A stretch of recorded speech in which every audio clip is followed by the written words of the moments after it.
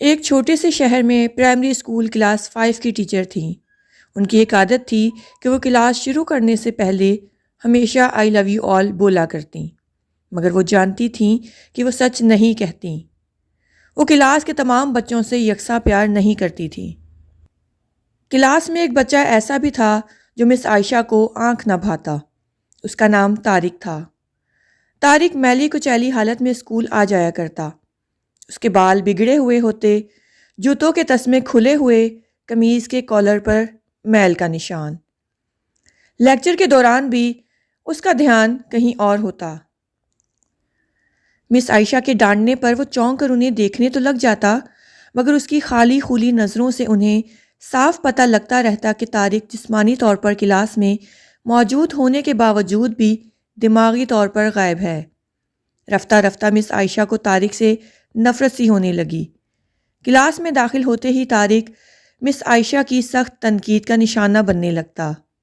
ہر بری مثال طارق کے نام سے منسوب کی جاتی۔ بچے اس پر کھلکھلا کر ہنستے اور مس عائشہ اس کی تذلیل کر کے تسکین حاصل کرتیں۔ طارق نے البتہ کسی بات کا کبھی کوئی جواب نہیں دیا تھا۔ مس عائشہ کو وہ ایک بے جان پتھر کی طرح لگتا، جس کے اندر احساس نام کی کوئی چیز نہیں تھی۔ ہر ڈانٹ، طنز اور سزا کے جواب میں وہ بس اپنی جذبات سے آری نظروں سے انہیں دیکھا کرتا اور سر جھکا لیا کرتا۔ مس عائشہ کو اب اس سے شدید چڑ ہو چکی تھی۔ پہلا سیمسٹر ختم ہوا اور رپورٹس بنانے کا مرحلہ آیا تو مس عائشہ نے طارق کے پروگریس رپورٹ میں اس کی تمام برائیاں لکھ ماریں۔ پروگریس رپورٹ والدین کو دکھانے سے پہلے ہیڈ مسٹریس کے پاس جایا کرتی تھیں۔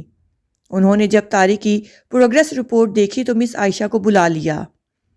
مس عائشہ، پروگریس رپورٹ میں کچھ تو پروگریس بھی نظر آنی چاہیے۔ آپ نے تو جو کچھ لکھا ہے اس سے تو طارق کے والدین بالکل ہی نا امید ہو جائیں گے۔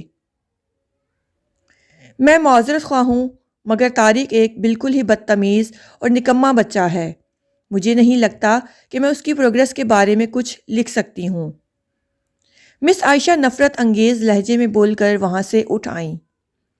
ہیڈ مسٹریس نے ایک عجیب حرکت کی۔ انہوں نے چپڑاسی کے ہاتھ مس عائشہ کے ڈیسک پر طارق کی گزشتہ سالوں کی پروگریس رپورٹس رکھوا دیں۔ اگلے دن مس عائشہ کلاس میں داخل ہوئیں تو رپورٹس پر نظر پڑی۔ الٹ پلٹ کر دیکھا تو پتہ لگا کہ یہ طارق کی رپورٹس ہیں۔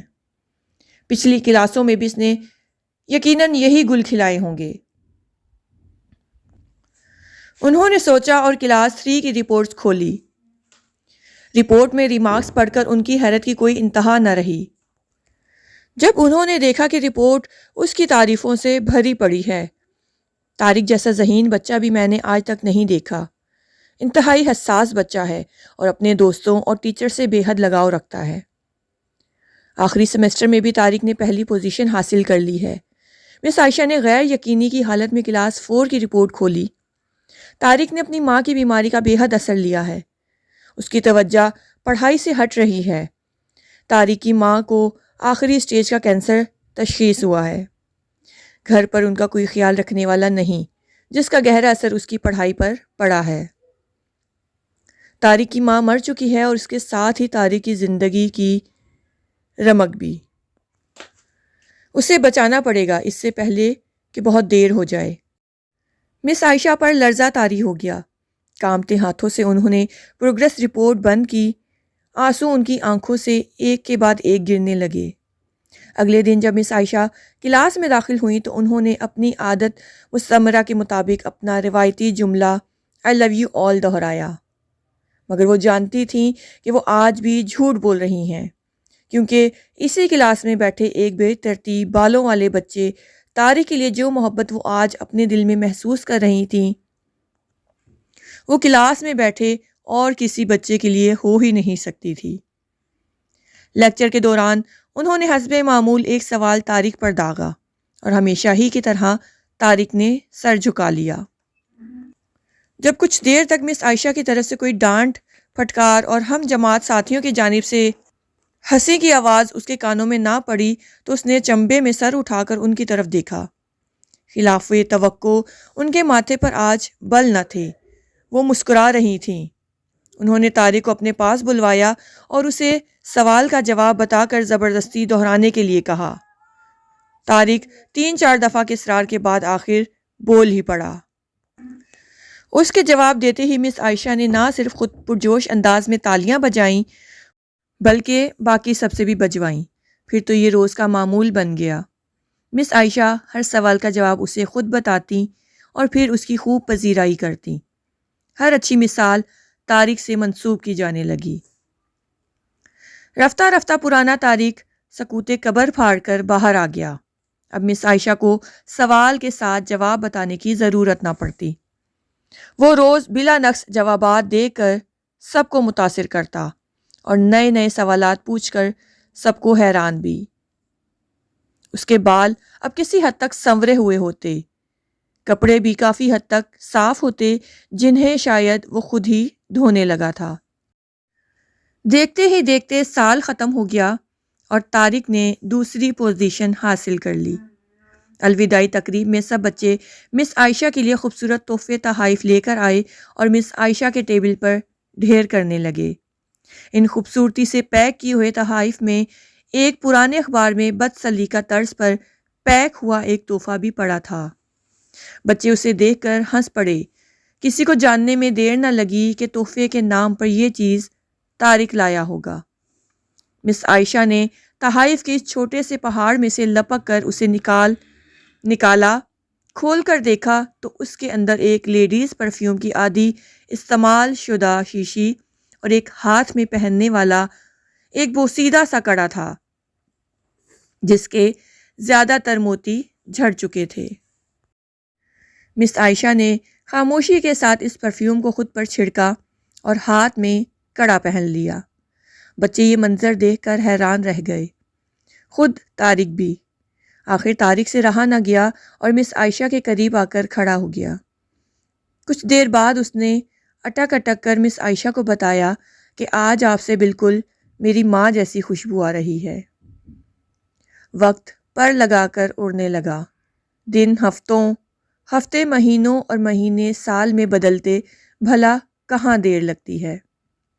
مگر ہر سال کے اختتام پر مس عائشہ کو طارق کی طرف سے ایک خط باقاعدگی کے ساتھ موصول ہوتا جس میں لکھا ہوتا کہ میں اس سال بہت سارے نئے ٹیچر سے ملا مگر آپ جیسا کوئی نہیں تھا۔ پھر طارق کا اسکول ختم ہو گیا اور خطوط کا سلسلہ بھی کئی سال مزید گزرے اور مس عائشہ ریٹائر ہو گئیں۔ ایک دن انہیں اپنی ڈاک میں طارق کا خط ملا جس میں لکھا تھا، اس مہینے کے آخر میں میری شادی ہے اور میں آپ کی موجودگی کے سوا شادی کا نہیں سوچ سکتا۔ ایک اور بات، میں زندگی میں بہت سارے لوگوں سے مل چکا ہوں، آپ جیسا کوئی نہیں ہے، فقط ڈاکٹر طارق۔ ساتھ ہی جہاز کا ریٹرن ٹکٹ بھی لفافے میں موجود تھا۔ مس عائشہ خود کو ہرگز نہ روک سکتی تھیں۔ انہوں نے اپنے شوہر سے اجازت لی اور وہ دوسرے شہر کے لیے روانہ ہو گئیں۔ عین شادی کے دن جب وہ شادی کی جگہ پہنچی تو تھوڑی لیٹ ہو چکی تھی۔ انہیں لگا تقریب ختم ہو چکی ہوگی، مگر دیکھ کر ان کی حیرت کی انتہا نہ رہی کہ شہر کے بڑے بڑے ڈاکٹر، بزنس مین اور یہاں تک کہ وہاں موجود نکاح خواہ بھی اکتایا ہوا کھڑا تھا، مگر طارق تقریب کی ادائیگی کے بجائے گیٹ کی طرف ٹکٹکی لگائے ان کی آمد کا منتظر تھا۔ پھر سب نے دیکھا کہ جیسے ہی یہ بوڑھی ٹیچر گیٹ سے داخل ہوئیں، طارق ان کی طرف لپکا اور ان کا ہاتھ پکڑا جس میں انہوں نے اب تک وہ بوسیدہ سا کڑا پہنا ہوا اور انہیں سیدھا اسٹیج پر لے گیا۔ مائک ہاتھ میں پکڑ کر اس نے کچھ یوں اعلان کیا، دوستو، آپ سب ہمیشہ مجھ سے میری ماں کے بارے میں پوچھا کرتے تھے اور میں نے سب سے وعدہ کیا تھا کہ جلد آپ سب کو ان سے ملواؤں گا۔ یہ میری ماں ہے۔